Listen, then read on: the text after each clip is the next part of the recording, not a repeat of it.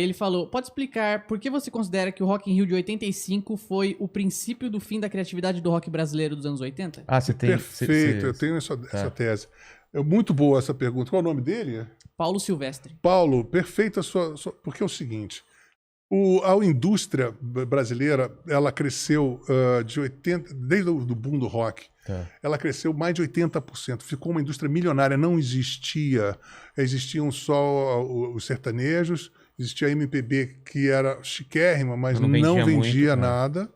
E o popularzão? O popular era sertanejo, brega. era sertanejo que vendia. Ah, tá. Aí tinha o Nelson Ned, ainda tinha o Nelson Gonçalves no final da carreira dele.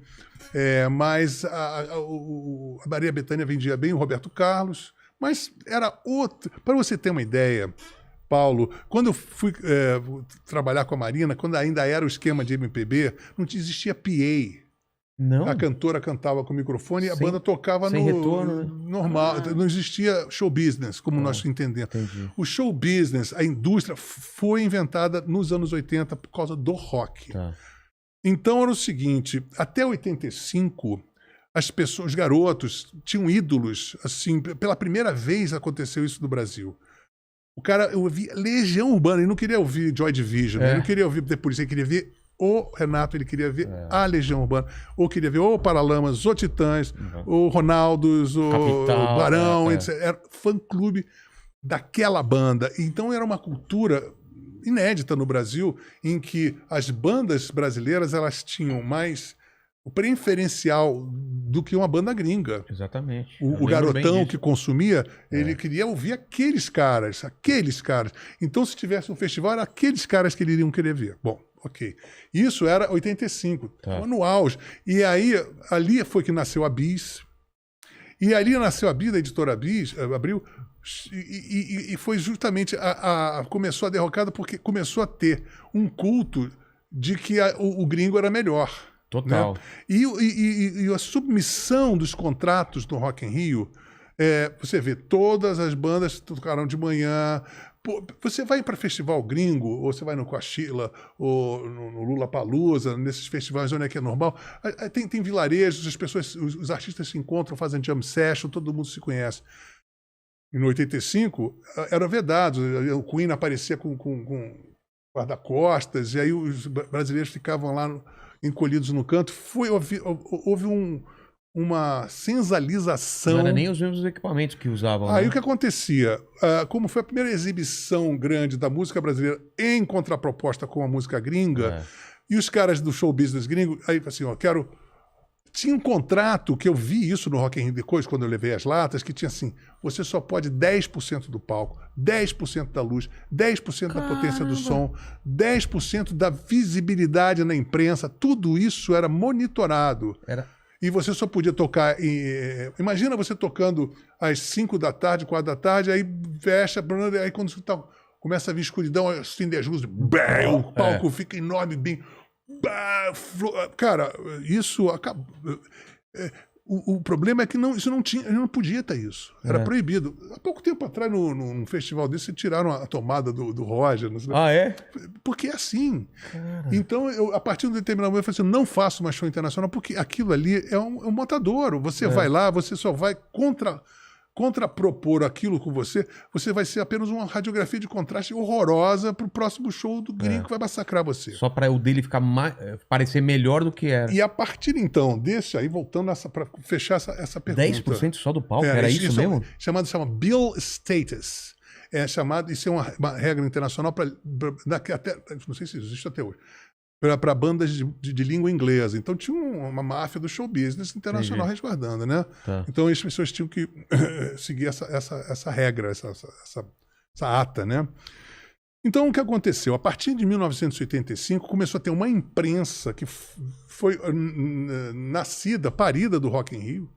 A Bis começou ali, e de uma imprensa que começava a ridicularizar as bandas brasileiras, sabe? E em detrimento de produtos internacionais, e isso foi crescendo. E eu me lembro que todo final do ano tinha uma enquete desses críticos musicais hypes. Será que esse é o último verão do rock brasileiro? Caramba, assim, agorando.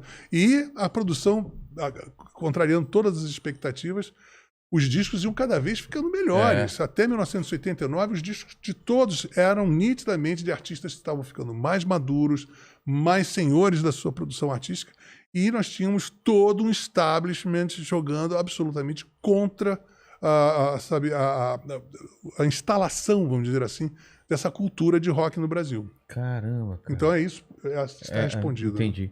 E ele só completou aqui perguntando se o Lobão tocaria no Rock in Rio hoje se fosse convidado. Mas nem morta. Não, isso é uma humilhação. Né? Sabe, assim, até hoje? Não, porque são pessoas que maltrataram e maltratam as músicas brasileiras. Não estão nem aí pra gente. Sabe por quê? Que tem uma cláusula nisso tudo que é muito cruel, é porque no Brasil tem uma lei que você não pode fazer esse tipo de festival se não tiver cota de brasileiro. Então eles, muito a contragosto, têm que colocar. Aí você bota o cara no palco das Pitangas, palco das Palmeiras, põe lá, sabe? Aí põe uma grande atração, um trio elétrico, sabe? Então é tudo feito para você dizer assim, o subtexto daquele evento, assim, olha como o rock brasileiro é uma merda. Isso é o que fica claro, o empresariado brasileiro e o empresariado que faz música no Brasil está querendo dizer peremptoriamente, todos sem exceção, com exceção do Hollywood Rock. Eu acho que o Hollywood Rock, apesar de ter...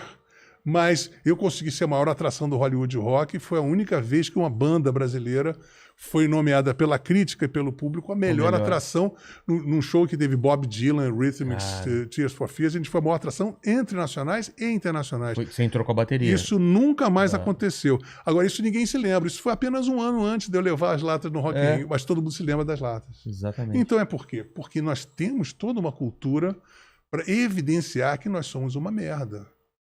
Então, e isso é muito grave. Isso não para mim, porque eu sobrevivo, eu sou um cara muito escaldado nisso.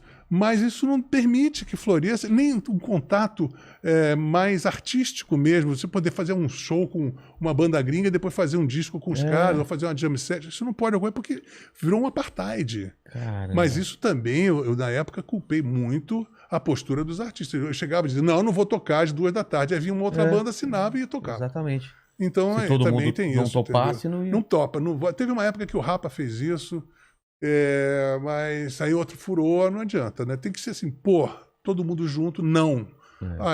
Aí não ia ter como realizar o show.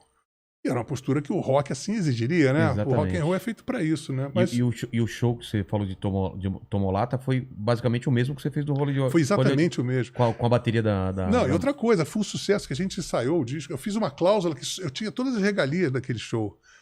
Então a gente ensaiou, o Los Angeles Times, quando viu, todo mundo ficou, cara, isso vai ser um sucesso no Rock in Rio. Só que no dia seguinte, de última hora, o cara que contratou falou assim, escuta só, Lobão, a gente contratou... Foi o quê?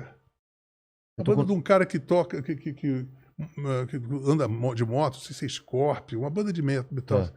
Primeiro que o Guns N' Roses exige até 1h da tarde. Aí entrou essa banda que vai comer 1h30. Aí vai comer o seu palco. Meu palco tinha 40 metros. Aí botaram um palco para ele entrar de moto. Aí o que aconteceu? Aí ficou... você ficou um pedacinho parecia só na um pelotão frente. de fuzilamento. Não tinha, porque eu estava ali para provocar os metaleiros, mas eu tinha um fundo que eu poderia me proteger. Ficar, porque o palco era enorme. Quando eu cheguei para tocar, os caras colocaram um palco dentro do palco e eu tinha uma boca de cena de 2 metros. Eu fiquei puto, né? E a MTV toda filmando.